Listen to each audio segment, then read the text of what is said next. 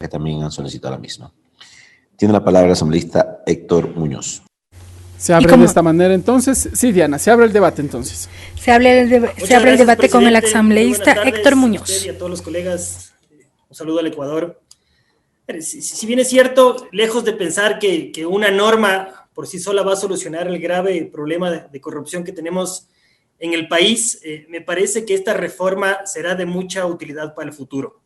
Reforma que luego del análisis rebasa la propuesta meramente coyuntural para un problema de carácter estructural como es el de la corrupción, tal cual como constaba en el proyecto que fue enviado por el presidente, por el Ejecutivo.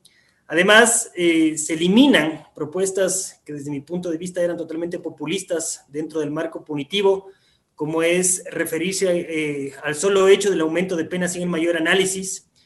Pero sobre todo, lo más importante para mí, dentro de esta reforma, de este trabajo que lo realizamos en la comisión y que sirvió de mucha ayuda, evidentemente, las observaciones de los colegas asambleístas en el primer debate, se enfoca en el eje de la prevención. Conceptos innovadores que no lo tenían ninguna de las propuestas que fueron presentadas, y me refiero específicamente a los programas de cumplimiento, o mejor llamados compliance. Ya se lo dijo en el informe, se lo leí en el informe y lo dijo el presidente de la comisión, todos los temas que son incorporados de estos 4 tipos penales nuevos que van a ser parte de la legislación ecuatoriana, si es que esto se llega a aprobar y si es que el veto no dice lo contrario. Me refiero a los temas de evasión del procedimiento de contratación pública, que como se lo explicó, pasa a ser parte de un tipo de peculado, el sobreprecio en la contratación pública, los actos de corrupción en el sector privado y la obstrucción de justicia. Se explicó cuándo se va a aplicar el máximo de la pena en este tipo de delitos. Yo creo que es importante, y aparte un tema innovador, que estos nuevos tipos penales van a tener esa misma característica de aquellos delitos que fueron descritos en función de la consulta popular del 2018, en donde aparte de la pena privativa de libertad, tienen otro tipo de penas o sanciones que tienen que ver con la inhabilitación de por vida para ejercer cargo público o cargos en entidades financieras, con lo cual yo estoy absolutamente de acuerdo. Otro de los temas que no constaba en la legislación, bueno, que lo tenía la legislación hasta el 2008 y que fue eliminado y que ahora se lo vuelve a tomar en cuenta de este informe previo de Contraloría General del Estado. Se lo dijo, me parece que con claridad, que esto no entraría como un requisito de procedibilidad para ejercer la acción penal. Esto fue declarado inconstitucional por la Corte Constitucional, y lo que se trata es que este informe sea un informe de pertinencia y de factibilidad previo a las contrataciones públicas. En este caso se deberán analizar algunos asuntos puntuales, como son los costos, los plazos, la transparencia en la contratación, etcétera. Les hablaba inicialmente de la incorporación de esta figura del compliance o de los programas de cumplimiento. Y como les decía en el primer debate, y esto sí quiero hacer un agradecimiento público a todos los miembros de la comisión por apoyar esta iniciativa, en donde desde mi punto de vista yo decía que una reforma en temas de corrupción tiene que ser absolutamente integral y no solamente enfocarnos en el tema punitivo, como lo dije anteriormente, sino que este eje de la prevención es absolutamente fundamental. Y la adhesión de este tipo de conceptos que tal vez son nuevos para nuestra legislación, pero que han tenido un impacto importante a nivel internacional en cuanto al eje preventivo de lucha contra la corrupción, es justamente el del compliance. Y se refiere a programas de cumplimiento por parte de las estructuras privadas en ejecución de políticas internas, de códigos de ética y la aplicación de buenas prácticas en armonía con el ordenamiento jurídico nacional. ¿Pero con qué objetivo?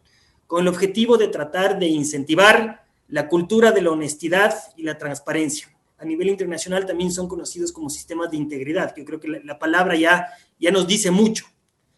Esta reforma puntual que estamos incorporando establece que estas estructuras privadas, llámense corporaciones, empresas, holdings, etcétera, puedan llegar a verse beneficiadas eventualmente con penas atenuadas o inclusive con eximentes de responsabilidad, tal como lo establecen algunos otros sistemas penales internacionales como el derecho penal español, siempre y cuando se puedan llegar a comprobar de manera real, objetiva y medible que se ejecutaron estos programas de cumplimiento.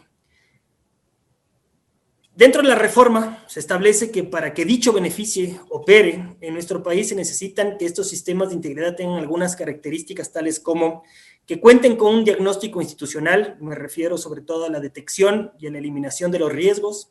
En segundo plano, que se establezcan diseños de protocolos, pueden estar incluidos ahí eventualmente, por ejemplo, los códigos de ética y las políticas internas de cada una de las estructuras privadas. La capacitación y evaluación permanente para los miembros de las empresas, de las compañías y en general de las estructuras.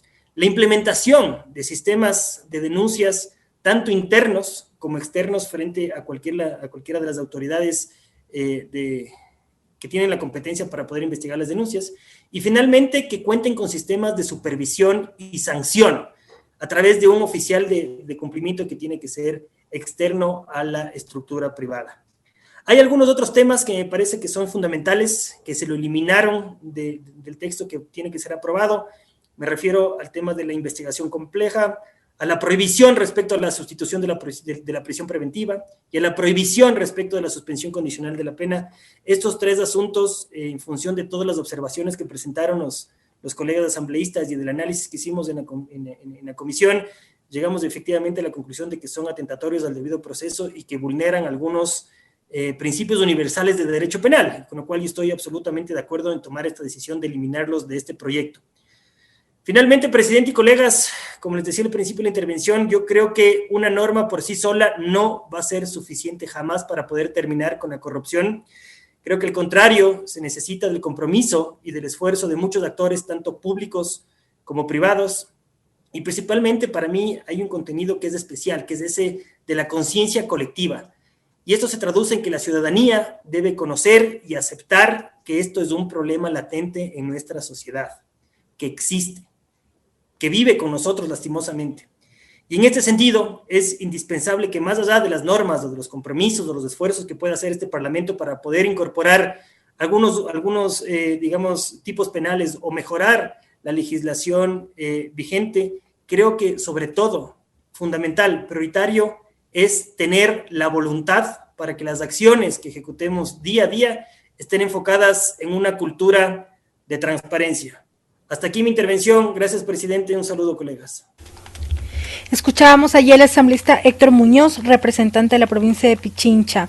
Él dio algunos aportes para este proyecto de ley, pero concluyó su intervención reflexionando que las normas o mejoras de leyes es prioritario tener voluntad para que las acciones personales se enfoquen en una cultura de transparencia. En este momento vamos a tener la siguiente intervención que